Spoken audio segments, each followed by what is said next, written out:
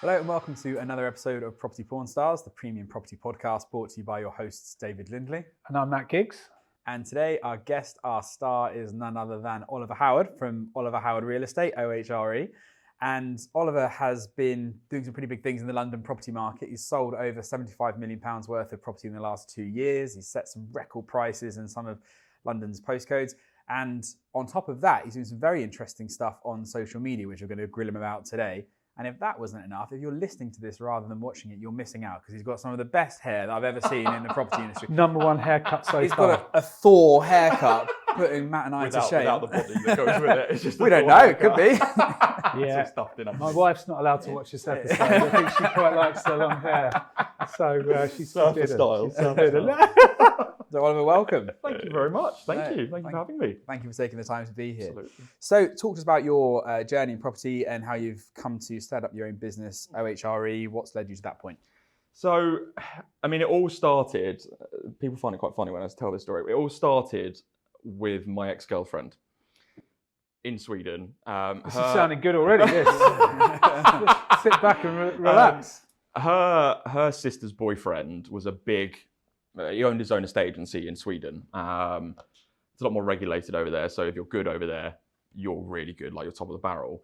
And I didn't really know what I wanted to do. I just finished my degree. I was out working in Sweden for 3 months. Are you Swedish? No, English. But wow, I thought with the blonde hair and everything. I get it all the time as well. Yeah. But my ex-girlfriend was Swedish and my current girlfriend's Swedish, so I might as well be there, to be perfect. Know what you like. Absolutely, stick with the type and all that kind of stuff. She'll absolutely hate me for saying that when she sees this, but hey hum. We'll leave that in, okay? We'll leave that one in. She told me off about that recently as well, so hey hum. But then we went through a breakup and I didn't know what I wanted to do. I know I wanted to be in a big city, so London was where I wanted to go. And I didn't want to do anything with my degree at the time, did a psychology degree, didn't really want to do anything with it.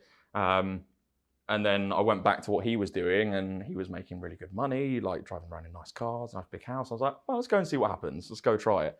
So went up to London for a few days at a time, went to interviews and ended up at Marsh & Parsons and was there for 5.5 years, something like that. Moved around offices. Started in the Shepherd's Bush one, then Ben G, who was my regional director at the time, moved me to Fulham and basically told me I'd be stupid if I didn't take that office. So I went and took that office and then really started the ball rolling. Not a lot was happening in Shepherd's Bush at M&P at the time, but COVID hit when we were there as well and actually started doing quite well in COVID and then moved me to Fulham and that's where the ball really started rolling. Started making some good money.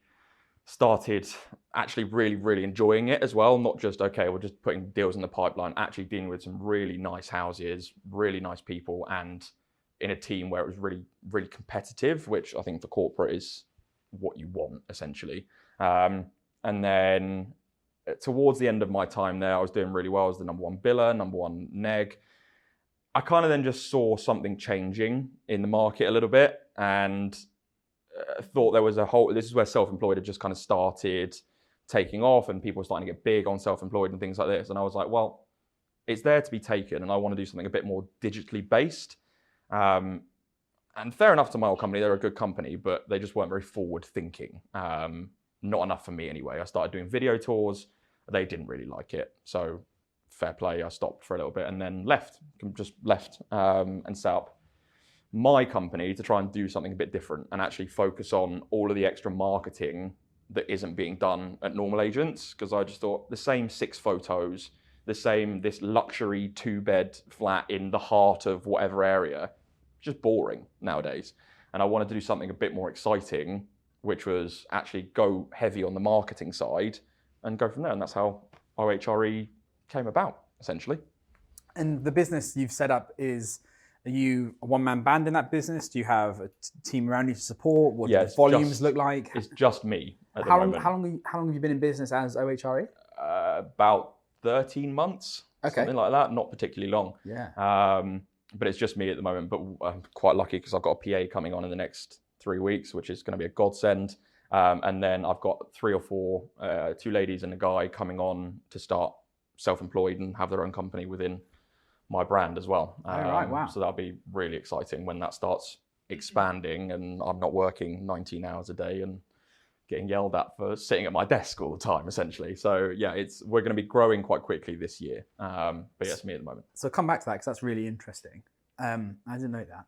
So talk to us about when you left your corporate role, setting up on your own. How did you go about generating your first listings? How do you go about that from a cold start, especially in a competitive London market and especially in the more premium end of the market as well? It was, so when I started, I actually took the strategy from my old company, which was when they opened a new office in a new area, they would say, okay, if you instruct us between this and this date, we'll do it for you for free, completely for free. And that's what I did for the first 2 months of trying to get listings. It was leaflets, cold emails, cold calls saying, look, I've got this experience, but I went out on my own. I'm going to do it for free for you if you instruct us within a certain period. Most people did turn around and go, not interested, don't know who you are, never heard of the company, offering 0% is probably not the right thing to do. But then I got my first ever listing was a £2 million freehold block with 4 flats in it. And out of that, I got 5 instructions because each flat was listed individually, the building was listed, and that gave me then ammo to go to other people. Ammo is the wrong word, but it gave me something to go to other people and say, exactly, evidence. I am new, but look, I've got a £2 million house on, and that was within 3 weeks of this campaign. And then the next house came from my socials as well, which was, at the start, it was just me talking. It was a load of rubbish, but it was just talking, getting content out there. And it was a £3 million house in Notting Hill. And the guy's girlfriend had seen me on Instagram because I was promoting stuff to the High Hills, and she said to him, get him round, go and have a chat. And that was a 2% listing as my second instruction ever. So it was a 0% marketing campaign to start with. That ended pretty quickly afterwards when I actually got other people that were interested in talking to me. It's an investment, isn't it? Exactly. When you say cold emails, cold calls and so on, to who? Who have you started on day one, open your laptop like... I'm very, very good. My partner calls me the spy. I'm very good at finding people's details, like really easily. So most of what I've done so far is a lot of secondhand stock, something that's already on the market already. And I got that from Ryan Sahan said, if you're starting up your own company or your own brokerage, you need to go after the stuff that is not selling, the stuff that's been on the market for 12, 18 months and take that on because... Prove yourself. Prove yourself, exactly. And it's like, it sounds bad, but if they've been on the market for 18 months, they don't have many expectations in the first place. So you can take the risk. And that's what we did with that. And that's what we did. Sorry, I've completely gone off track from the question. What was the question again? Sorry. It was about the generating the first few listings and then where you get the information from to make contact. So I would go on Rightmove, go on Zoopla, find a property that was on the market. Like my first flat that wasn't through like socials or Instagram or the leaflets was on the market for 18 months with my old company. There was a vendetta. I was going after it whether they liked it or not anyway. But went on LandReg, found his name, and obviously he lived at the address. Typed his name in on LinkedIn. He had quite a unique name. Found him straight away. Messaged him on LinkedIn. He didn't reply, so I did a Google search on him. Page 4 of Google. I found his email and started sending him cold emails. And that's kind of how I did that. And then any phone numbers I can find here or there, or people I know that were selling, or I've got quite a good memory as well. So anyone that didn't sell when I was at my old company, I knew the address, go on LandReg, find their details, and so on, and go after that. And that's where I'd say 90% of my business come from, is cold emails, cold calls, all that kind of stuff, just being the spy and finding people's information. Which is, starting your own business or starting your own business, that's what you got to do. You've got to get out there. You can't, especially like self-employed stuff. Like you can go into a corporate world and you'll get fed buyers and instructions, but going out on your own, where I might have had a personal brand in the corporate world, but on my own with my own company, no one knows who you are at all. And you can't just sit back and go, don't worry, I'll post a video on socials talking about the property market and think everyone and their mums is going to come to you, because they don't. I've now, after 12 months of posting, I've only just started having people come to me through Instagram. You have to, in my world, I had to go out and get these instructions because no one was coming to me. And if I didn't want to go bankrupt in 2 months, I had to go out and find these people. So you've done that. You've gone out there and actively canvassed or found details to introduce yourself to people. But we've just had two guests, both been in the industry for quite some time, who both knew who you were, which is quite nice to know. Absolutely. And that's from the power of social media. Yeah. Was that the center point of what you wanted to achieve? It was with socials and things like that. That was one of the big things I wanted to add to the marketing anyway. And it was, my socials aren't about let's make me famous. My socials are end game, which is build it now, start getting like videos and views and following and so on. And these buyers that are buying properties now with my only 4,000 followers type thing, but hopefully that's 40,000 in 5 years' time type thing. And when they come to sell, they've got that mass of extra buyers or so on looking at it. But it's also the socials was such a center point because it's just not being done. It's just not by most agents. And especially in London, there's so much generational wealth. It's scary. Like, I sold a £2.5 million house in Fulham to a 19-year-old. His dad was buying him and his brother cash properties at £2.5 million each. And these kind of people are on Instagram. They are, full stop. Whether they're looking specifically for a house to buy or not, you put stuff out in the right way, it'll still come up on their For You page or something like that. And I say to all my vendors, I'm very honest, it's like 95% of the time, you're not going to get anything from socials for your property, but you cannot miss out on that 5% chance where someone sees it and goes, oh, I wasn't looking in this area originally, but it looks quite nice, let's go and have a look. And that 19-year-old that bought that £2.5 million house really cemented it for me. It was like, well, we're in London. People spend money on their kids for properties all the time. When I was in Fulham, half of my deals were parents buying for kids. So you've got to advertise out there and get that extra reach, which, and me and Tanya were actually just talking about it outside, was on Rightmove, you might get like 4,000 views of a property over the course of 2 months. On Instagram, you might get 20,000 views over the course of 2 days. Now, whether all of those people are buyers, absolutely not. They're just like looking at nice properties, but you can't discount those extra people that might not know about the properties or looking on Rightmove in Shepherd's Bush, for example. It's a big factor for the extra marketing. It's just not being done. I think it's just from laziness, but it's not being done. I was going to ask you about that because you said at the start about the additional marketing and the marketing focus that you give properties. And now we're talking about social media. Is that what the additional marketing is? Or yes is there more and no. as well? It's Okay. a part of it. So when I say additional marketing, social media is a huge part of the marketing campaign, and it's just pushing it out there type thing. Not only helps the vendors, it also brings in buyers, and it also helps grow the following for the future. But it's also like things like on the portals where you scroll through Rightmove, you scroll through Zoopla, everything looks generic. It's all the same. Nothing, unless it's a £10 million house in Holland Park, it's all just kind of very similar. Nothing stands out and grabs you. Yeah. So we do everything we can on there as well with like AI generated photos, help from that. Even to things like the summaries where you see the 2-line thing on Rightmove and Zoopla when you're scrolling down. We don't do the luxury 2-bed apartment. We go as clickbaity as you can get. Like, it works like YouTube. All the titles. What's clickbait? Like, it's just really highlighting everything about the flat that people care about. So it's not like the long description. It's like massive garden, huge living room, gorgeous bathroom, everything like that. And it's just like lists of things, but it also always starts with video tour at the beginning. And especially in our era, photos aren't enough. A lot of people feel deceived by estate agents' photos. They get into somewhere and go, this looks much bigger on the photos. It's so important. And that's why I'm quite proud of this. But every property I've gone up against joint sole, I always sell it. And I think that's because people see the video tour thing, they click on it, and they actually get to have an insight of what the property's like. And it helps the vendors as well, because if you've got a video tour on the portals as well, it cuts out all of the rubbish. Like, you're not just doing viewings for the sake of it, people coming around going, I really don't like it. They're seeing the inside of the house before they even go in. And that's why I think I say to all my vendors, I do like 50% less viewings than most other agents. The video is the first viewing. The video is the first viewing, and it gets rid of half of the people. Yeah. So it's like everything we can do to help get in your face and really draw people in. It's taking it from all like the YouTube, and like you don't see a big YouTube video without a clickbait title nowadays. It's like, I spent £100,000 on this goldfish or something like that. It's all stuff that brings you in. Yeah. And for people's biggest investment ever. Attention grabbing, isn't it? Attention grabbing. Even if you're selling a 200 grand flat, that's so much money. You need to do everything you can to sell that flat for 200 grand. And just doing the standard is, in my opinion, it's not enough anymore. It's just not.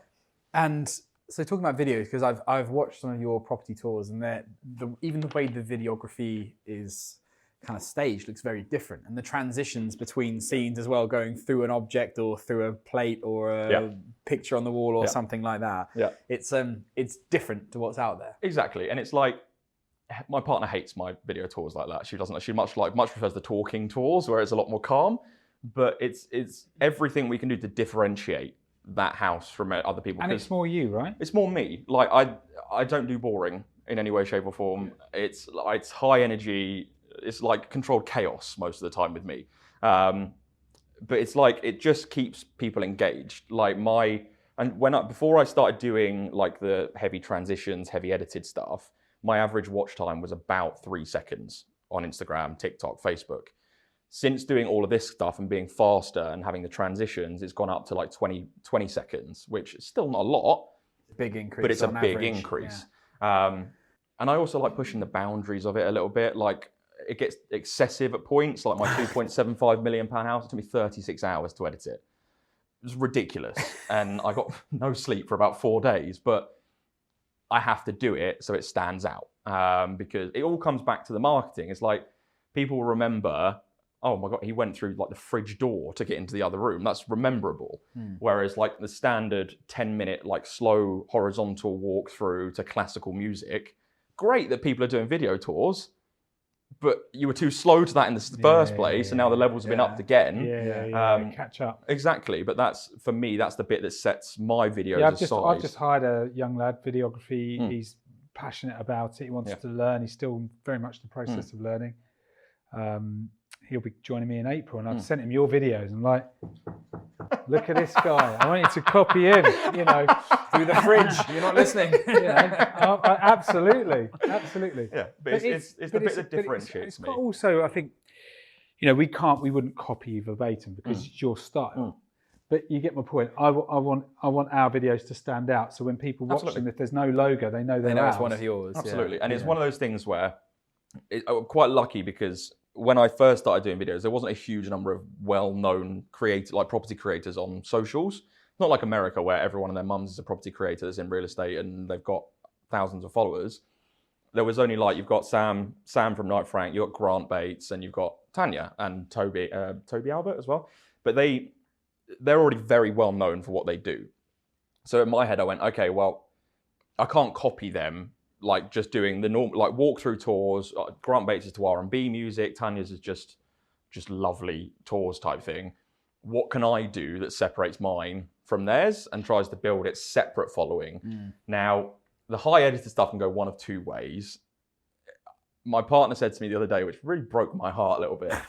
She was like, I don't really care about the transitions. I was like, okay, well, that's nice. I just spent 3 hours editing out a painting just so I can go through it. And she was like, well, no, it's one of those things where unless you're into editing or know how much effort it takes to edit these things, it doesn't really captivate you like as much as you think it does, which is why I then started putting the voiceover to the highly edited tours, slowing them down a little bit, doing the voiceover, the M&S voiceover, I like to call it, like the really deep, sexy kind of voice type thing. And they now do fantastically. Like my high edited ones get, like I said, 3,000-4,000 views per reel.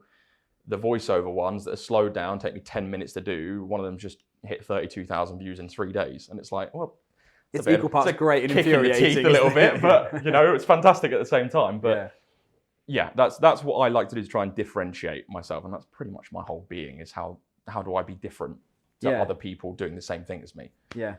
And there's so much to be said for that, isn't there? Because and it's an interesting piece of conversation as well, but you're never going to be liked by 100% of your audience. No. So you may as well be memorable and appeal 100%. Strongly to the, let's just say it's age 20, I don't know what it is, but Absolutely. the 20% of people that do resonate with you and like what you do. Absolutely. The stronger you come across in that, the more you stick in them. Absolutely. And I revel, people find it hilarious, but I revel in the hate that I get on social media. I find it brilliant. Let's talk about that. I find it absolutely brilliant, because not only did I make a video reacting to all the hate comments I made, I got like 9 months ago, and that got me 10,000 views on its own, which spurred more hate comments. But it's also really clever. If you can embrace that, it helps you massively.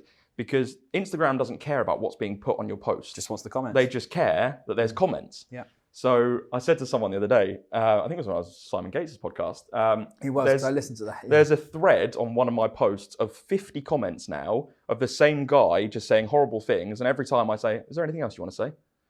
Just keep going. This one guy, 50, well, 25 comments him, 25 comments me. But it's fantastic. But I don't mind the hate. I think it's hilarious at the same time. I just find it funny people take 30 seconds out of their life to tell me that I look like Boris Johnson, which is most of the ones that I get. But it helps you. They take 30 seconds out of their life to help you. Because for every... I saw something and I can't remember what this was. I think it was someone... I think this is on LinkedIn, but I'm sure the same principles apply in some way, shape or form. That one like on a post on LinkedIn gets X number of views, one comment gets X number of views. Yeah. So if this person take 30 seconds, put a comment on there, that's X more people that see your post. Like, thank you, mate. Keep it coming. This is awesome. And that's where I like to use that, because for a lot of people, don't get me wrong, if you get hate on something you actually put some time into, a lot of people would just shut down straight away and go, oh God, that's horrible. I don't know how to do this. And they might then take a break from socials altogether. But if you can get over that and go, all right, cool, let's have some fun with it. Yeah. I think humor's a really good way of handling it, you know, because you're not only you having fun with it, people watch it. Yeah, exactly. You know, there's that classic one with the popcorn, people watching. The meme. Yeah, exactly. Michael Jackson. And I think it's if you're not generating, like, not necessarily generating, but if you're not getting hate over your course of doing social media, you're not doing it right. Like you're not doing it. You're not annoying enough people. Yeah. You want to annoy the other way. Exactly. You, like if you're just a horrible thing, but haters fuel your growth more than positive people. Yeah. Once you get through the window of hate and get more positive comments and hate, then fantastic. Then that's where it grows again. Yeah. But you've got to just take the hate and run with it and laugh about it. But I agree, it shows you to do something right. It's not quite the same thing, but I went to a christening yesterday. I'm the godparent for the child. Hate at a christening? Attractive. What were you doing? And the grandparent of the baby, so my mate's dad, basically, they've got nothing to do with the industry, completely unconnected, and I wasn't even aware that we were necessarily connected on LinkedIn, which is where I put most of my stuff on LinkedIn. He was like talking about that. I'm like, how? Yeah. I was surprised I even saw it, but I was like, okay, well, this is good. First of all, he's seen it. He's seen enough stuff that he's remembered it, and he wants to talk to me about it. And even if he wants to take the piss a little bit, as you would do in those situations, you're having a bit, 100%. I don't really care. That's fine. Like, good, okay, it's having that reach that you can't necessarily measure without those conversations. And I had something like that recently where I don't really get, like, I've not got enough followers or things like that to get imposter syndrome yet on socials, but I went to a, it's called the buyer agency. It's like a search agency out in Brighton. I was the +1 for one of my friends. And I went there and I think 50-60% of the people knew who I was. Yeah. It felt awful because I didn't know anyone there at all. Yeah. But it's the reach that you get. Like even if you're getting 300-400 views per video, the reach you're getting is actually so much bigger than you think it is. I made a video about it. It was like, there's more eyes on you at any one time than you think. Yeah. Take that in a positive way or a negative way. But look at it the positive way. If there's that many people that you don't know in different parts of the country or the world, knowing who you are, you're doing your job straight away. Like it's brilliant. But I think if someone said years ago, full videos and everything else, would you like to have access to 10,000 people just in a 30-second clip of you? What would you do? You know, everyone would have took it. So I think I think people look at it with the wrong lens. They do, and there was actually a photo. There's like a real estate meme page that's massive over in America, but they actually did a serious post for the first time ever, and it was actually for the social media age now. 4,000 followers isn't a lot, realistically, compared to other people's stuff. But you put 4,000 people in a stadium and stand in front of it, it's filled double, triple over. Like it's ridiculous. So it's always trying to find the positives of what it is instead of going, oh God, I've only got 4,000 followers now. Actually, that is so many people. Like if you met all of them in person, you'd panic. You'd do the opposite. You'd panic and go, oh, there's a lot of people in front of me right now. What do I do? Yeah. Because that's the fear with video, isn't it? That even if it goes out to a few hundred people, like put someone on stage in front of a few hundred people. Absolutely. It's terrifying. Yeah. Absolutely. So it's trying to find the positives in that as well. And like, even if you're getting 100 views per video, there's 100 people potentially seeing that. Like it's still a lot of people, and you don't know who those 100 people are. 99 of them could be potential vendors for you. You don't know. Probably not the case, but you never know. Yeah. Did you just self-teach, self-taught the social media stuff, or have you kind of gone, do you know what, I need to go and learn, or what? Socials is one of those ones where I'm still learning as we go. Like when I first started doing it, I didn't think you'd need like the audio, like the trending audios or the captions or all of that kind of stuff. But now, like working into it more and more and more, the videos that I've now got that are the highest views are the ones with trending audio on them, the captions on them. How can you clickbait the video? Which is why me and Tanya were talking about it outside, is on a property tour, when we're talking, you see that when you say this is what £750,000 can get you in West Kensington, people are hooked already, like they're already there.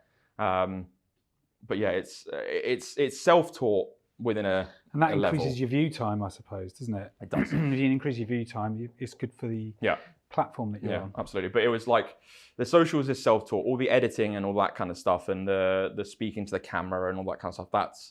It's kind of stuff that I've done for a while. Like when I was 13, I tried to be a YouTuber when I was at school and in front of camera. I used to be a DJ. I was a music producer. I'm not scared of getting in front of people and doing that kind of stuff, but the social media it's always evolving as well. So it's trying to stay on top of what's going on, but it's all self-taught. And Do you know, it's a funny thing that like, usually you're saying things and you say, I sound old. No, I'm going to say something and I sound old. But like, there's going to be a generation coming into the industry that are so used to YouTube content creation. Like that's just come naturally. Like I remember you talking about it with your daughters as well. They're always None of them watch the TV. No, they're all creating. So that comes naturally to them. So all the stuff we get hung up about like is long gone. They're long gone in their minds. So I think the next generation that come, like with real estate, an estate agency, for example, give it another 10 years, we'll be where the States is, Australia is, in terms of everyone is a content creator that does that, because it's just so ingrained in, like now it's getting so ingrained in what should be done, it will just be a thing, which is why I'm quite excited right now, because there's not a lot of people doing it. Yeah. But 10 years time, that should be what it is content creators in property.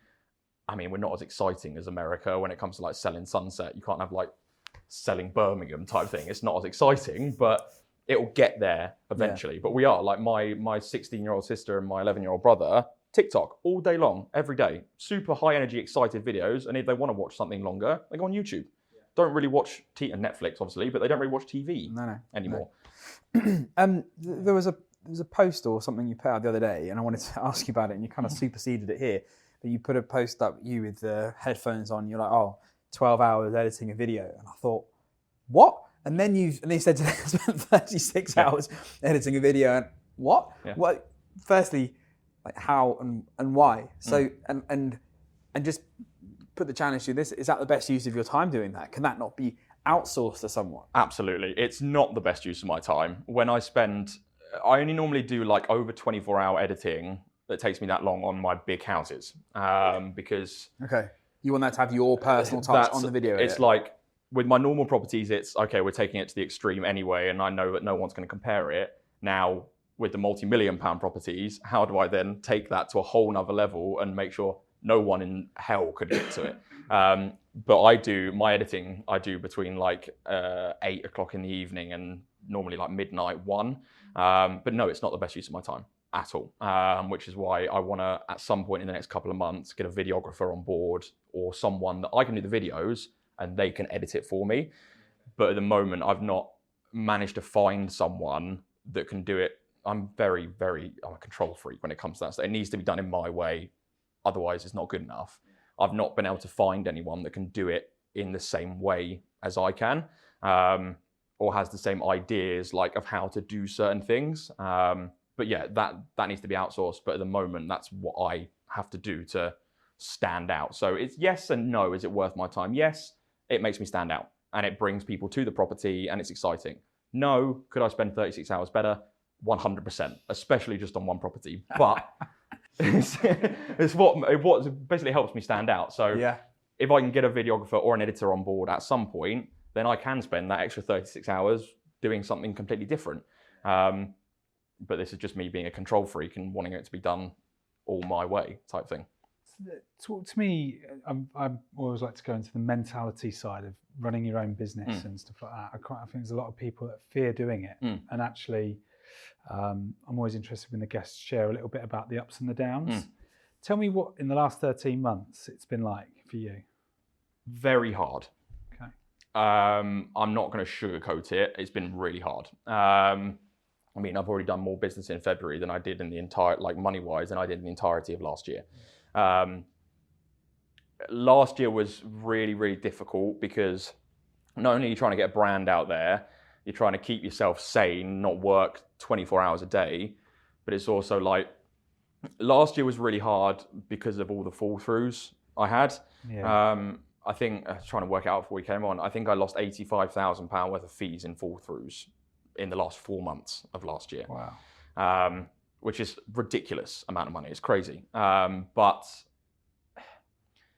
this line of speaking where people say self-employed is fantastic, go out and earn a ton of money straight away, it's not necessarily true. No. Year one, if you can make it through year one, which lucky enough I did, year two is where it actually starts to bounce and things start to happen because you've got more of a brand, more people know you, you've got more stats on stuff that you've actually sold.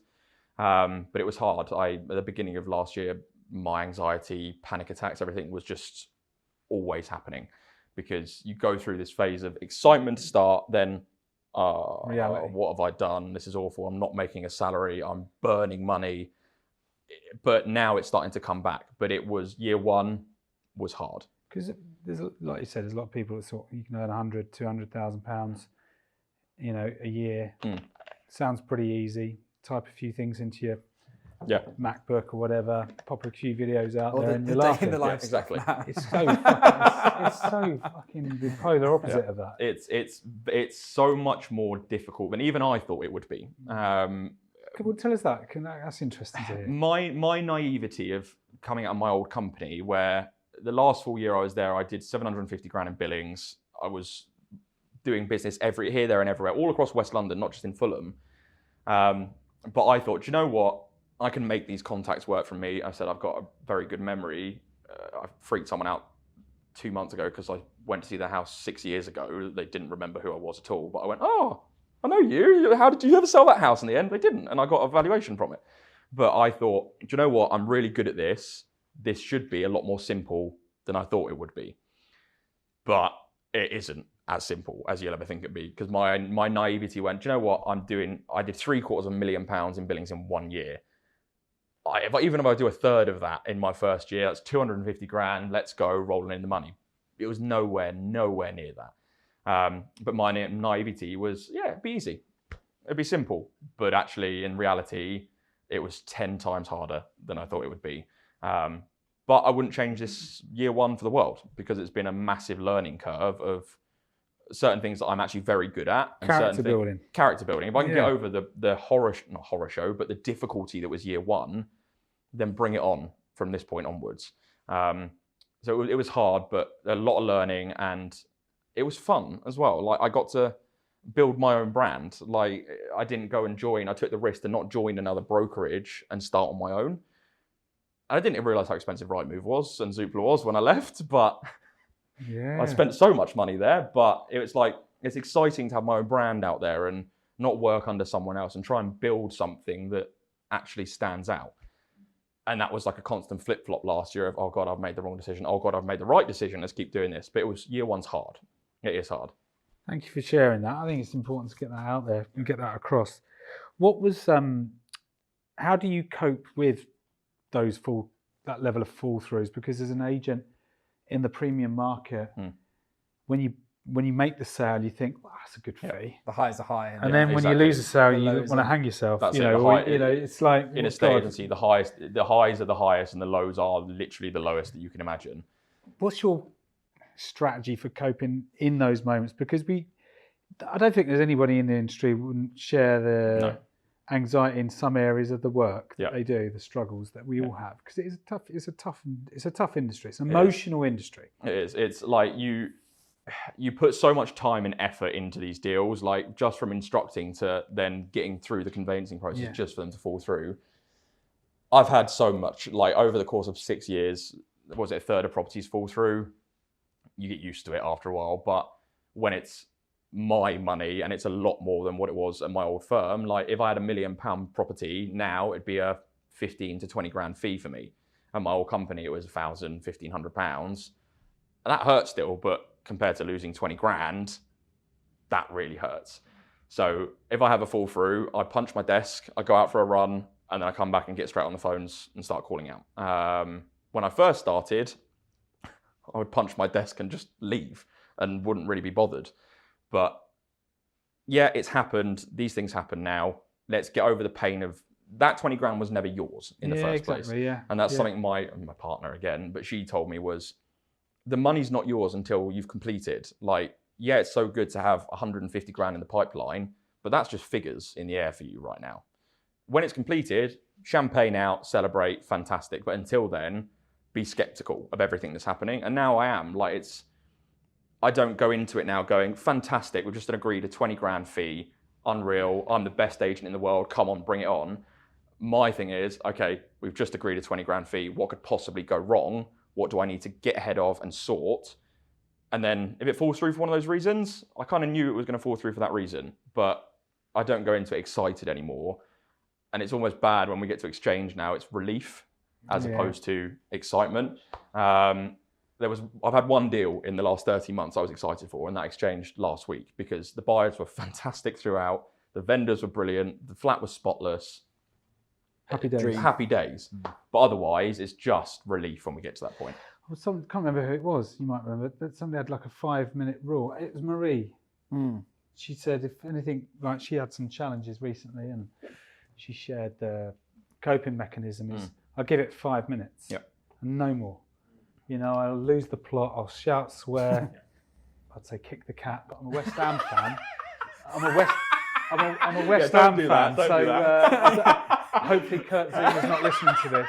I was going to say, come to the territory. Yeah. Apologise on that behalf. If you're a cat lover, stroke the cat vigorously. Look, I think you just got to get your anger out really quickly and don't let yourself stew on it. It's natural to be absolutely care about what you're doing, stuff to go wrong. And most of the time, you've put 4 or 5 months' work into like when you're halfway through like legals. This is one of the problems that I have with social media, and perhaps I sometimes think maybe I don't share enough of the losses and the failures and the challenges.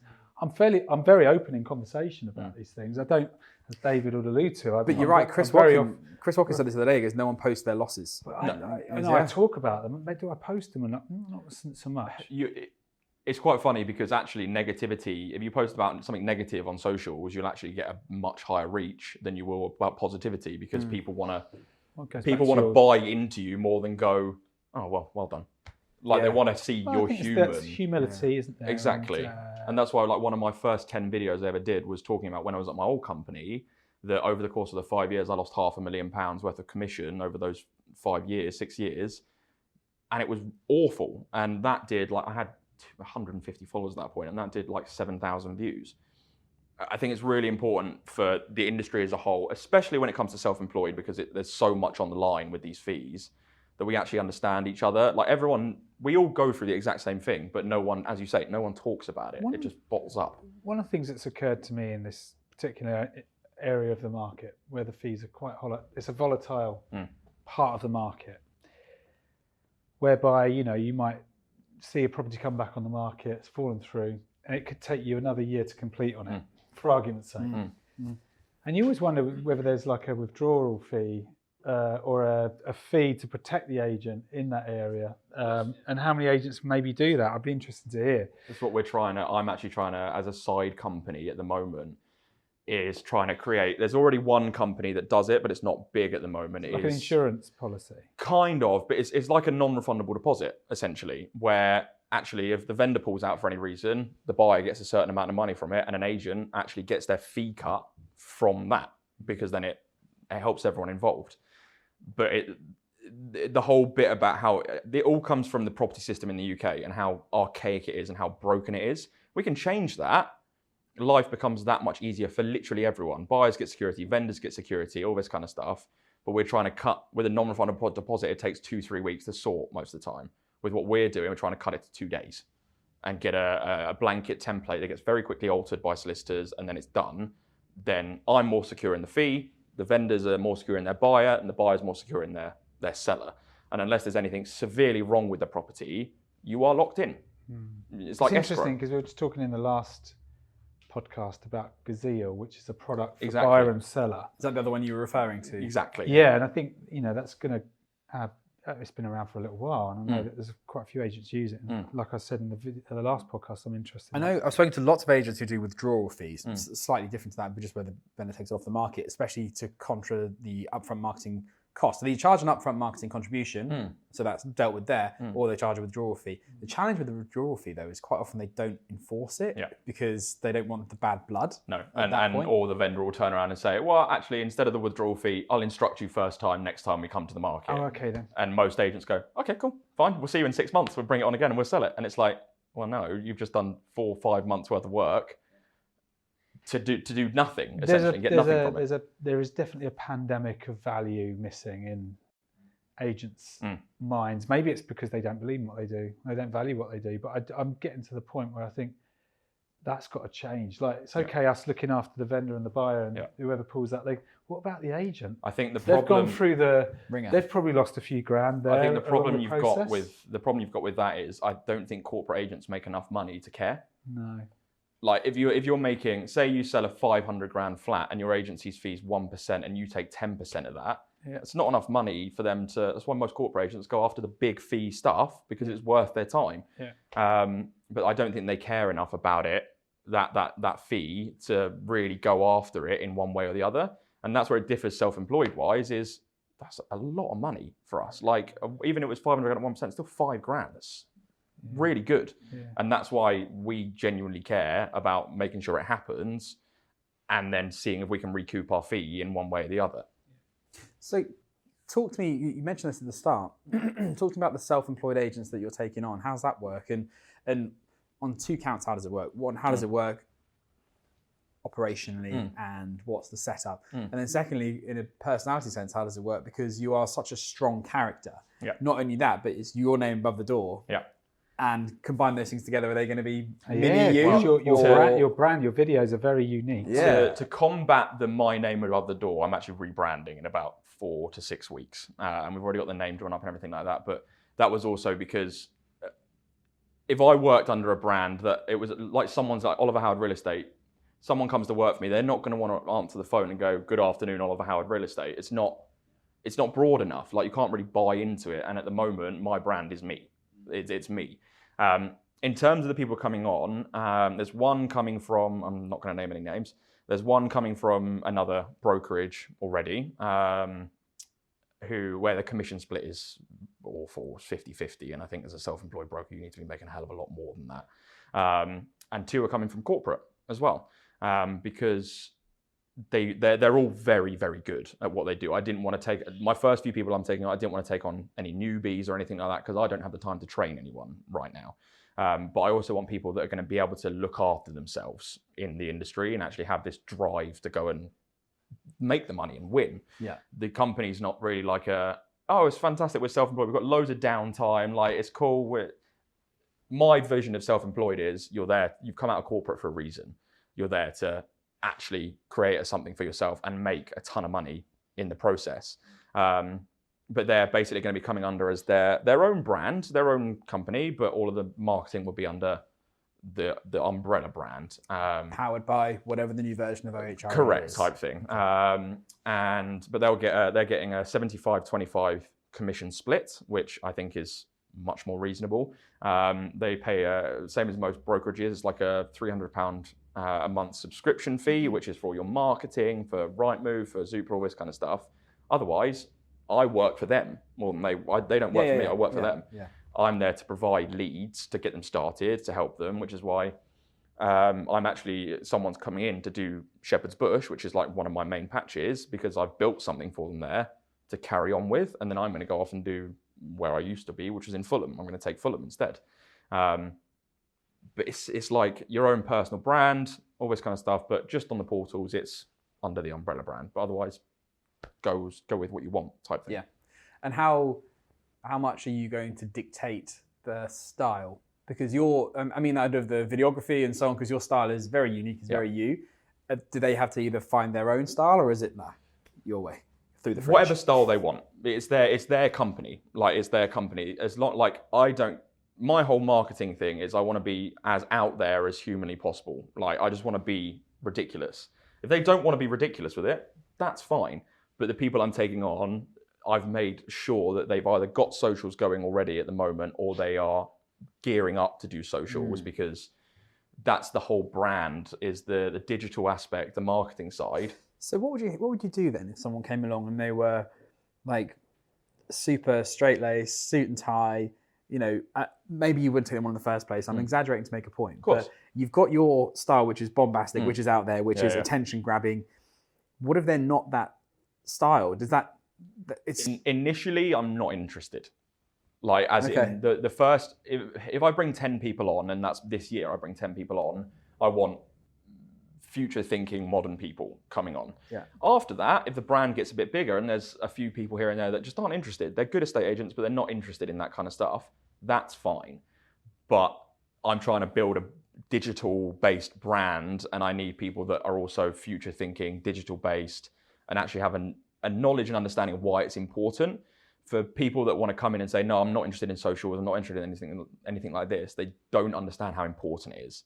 And that's a big block, essentially. Like, they could be the best biller ever, they could be the best agent in Shepherd's Bush and make me a load of money, but that's not helping the brand. And that's not helping their personal brand either. So initially, no thank you. Yeah. But after a while, fine. So you're doing this. Why you? Why would they want to go with you? Because you're still new to this in the self-employed sense. I mean, obviously, you're a strikingly good-looking chap. I just do the L'Oreal advert and wave my hair. Apart from that. That's all you got, Ollie. That's all you got. You got the hair. But you know, what's stopping them just going 100% on their own versus 75? I think 25. The reality is the cost of setting up on your own, just full stop, is a lot higher than most people think it is. I actually helped someone else, like, we worked together a little bit before, but I helped someone else set up their company in Notting Hill, like a super prime kind of thing. And before they started, I actually made sure we ran through all the fees and how much it costs, because I can spend like 5-6 grand on Rightmove in 1 month. Yeah. Whereas if someone's going to come on and be under the brand and still make 75-25, they pay £300 a month. And it's terrible at maths, but £3,600 a year compared to £3,600 in a month just for the portals. That's why. And I think even though I'm new, a lot of people buy into my energy and what I want to do. I think people have got absolutely, there's a connection there. Exactly. And it's like, a lot of agents are so bored with how boring the industry can be. And there's me running around properties, like £2.5 million properties in 60, 90 seconds, making myself look like an idiot. But it's fun, it's the energy, it's actually someone that people want to kind of, not be like, but like strive to do something like. And that's why I've had loads of people asked to come and join me. It's been amazing. And this was even within 2 months of starting the company and saying I started the company, I had people messaging me. But I think that's why, is that I'm still small enough where, I'm one person, but I'm not like an EXP where there's a million of us. And being honest, EXP don't really have that kind of thing in London. They don't. But there's a lot of little individual hybrid agencies in London, but they're all still very corporate hybrid agencies. Whereas with me, it's like, I couldn't be... Fun's quite a big part of what you do. Absolutely. It's fun, excitement, energy. If you're having fun doing it, actually, you're going to make it more fun for everyone else that's buying and selling. Yeah. And it's the stereotype for buying and selling is it's stressful, hectic, and awful. Why? It's because you're dealing with a boring bloke behind the desk that doesn't really care, isn't really interested. He's got 20 other deals on the go.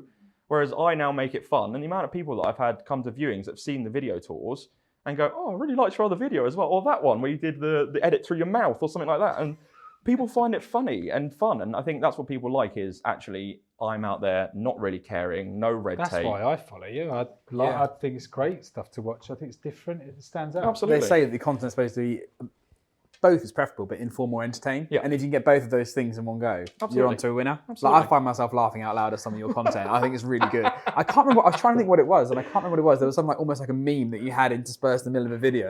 It was, I did a walkthrough tour of a 2-bed flat in Fulham, and talking about the privacy of the living room and how private it was, and saying you could make an amazing dinner, just sit down on the sofa, or you could do something else. And it was Netflix and chill then popped up as the meme in the middle, and then it carried on with the video tour afterwards. And it's like, well, how do we make, like, that's a bit of fun. Like people, and it also, because that's 20 seconds into the video, it keeps people that bit more engaged afterwards. But it's just fun. Yeah. Like, it's so boring to buy a property. You attract those kind of customers as well? I think yes and no. It's a combination. But I think a lot of people just like, when I go around to see a homeowner, a lot of people like the energy I bring. It's not just walking around going, yeah, that's nice. Okay, how many square foot? Okay, well, it's this much money. It's not. I'm not boring. Like, I'm there. I'm excited to be there. I'm happy to be there. Thank you for inviting me into your £3.5 million house. This is me. I am chaotic, but not at the same time.